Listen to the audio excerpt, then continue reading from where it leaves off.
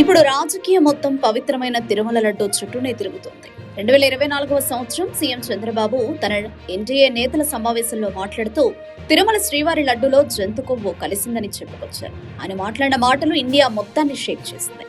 ఇక మరుసటి రోజు నుండి డిప్యూటీ సీఎం పవన్ కళ్యాణ్ ఈ అంశాన్ని మరో లెవెల్కి తీసుకెళ్లారు. ఇక అప్పటి నుండి తిరుమలలో పాత పద్ధతుల్లోనే స్వచ్ఛమైన ఆవు నెయ్యితో లడ్డూలు తయారు చేస్తున్నారు. ఇదంతా పక్కన పెడితే సుప్రీం కోర్టు ఆదేశాల మేరకు ఏర్పాటు చేసిన సిట్ రీసెంట్ గానే 200 పేజీలకు పైగా చివరి ఛార్జ్ షీట్ ని నెల్లూరు కోర్టులో సమర్పించింది.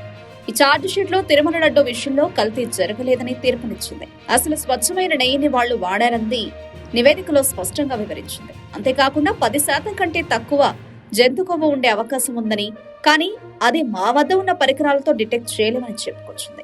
ఈ ఒక్క అంశాన్ని పట్టుకుని వైసీపీ పార్టీ నేతలు చేసిన చంద్రబాబును నిలదీశారు. తప్పు జరిగిపోయిందని క్షమాపణలు అడగడం మానేసి జంతు కొవ్వు లేదని సిట్ రిపోర్ట్ ఇచ్చింది.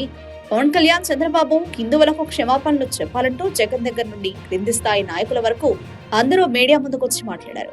అయితే రీసెంట్ గానే రోజా, జోగి రమేష్ రహస్యంగా మాట్లాడుకుంటున్న వీడియో ఒకటి బయటకొచ్చింది. రోజా మాట్లాడుతూ తప్పు చేశారు, దేవుడితో పెట్టుకున్నారు. ఏ సైడ్ నుండి వెంకటేశ్వర స్వామి ఏం చేస్తాడోని టీడీపీలో భయం ఉంది.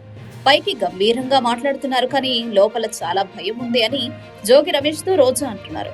ఈ వీడియోని మీకోసం కింద అందిస్తున్నా, చూడండి. ఇంకా వాళ్ళకి సిబిఐ కూడా వాళ్ళు మాట్లాడింది తప్పు అని చెప్పినాక ఇంకా ఫ్రస్ట్రేషన్ ఎక్కువైపోయింది. నిన్న ప్రెస్ లో చూసారా, వాళ్ళ ఛానల్ అడిగిన ప్రశ్నకే ఫ్రస్ట్రేషన్ అయిపోతున్నాడు. మీ కళ్ళకి వచ్చి చెప్పాడా, మీకు దేవుడు చెప్పాడా, లేదని చెప్పాడా అని అసలు అరుస్తున్నాడు. ఏంటో హైలైట్ మీరు నిన్న వీడియో చూసారా, శ్రావణ్ గారు మాట్లాడిన వీడియో. అసలు ఒక్కరి మొహంలో కూడా మేము తప్పు చేశాము అనే కాన్షియస్ వాళ్ళ ఫేసుల్లో ఉంది. మనం తప్పు చేసాం, దేవుడితో పెట్టుకున్నాం, ఏ సైడ్ నుంచి వెంకటేశ్వర స్వామి ఏం చేస్తాడో అన్న భయం అందరిలో కనిపిస్తుంది. జనాల్లో బాగా నేషనల్ బాగా కవర్ చేసేసింది, నేషనల్ న్యూస్ అయిపోయింది, పార్లమెంట్ లో రాసే మనం మాట్లాడుతున్నాం, జనాల్లో బాగా అర్థమైంది.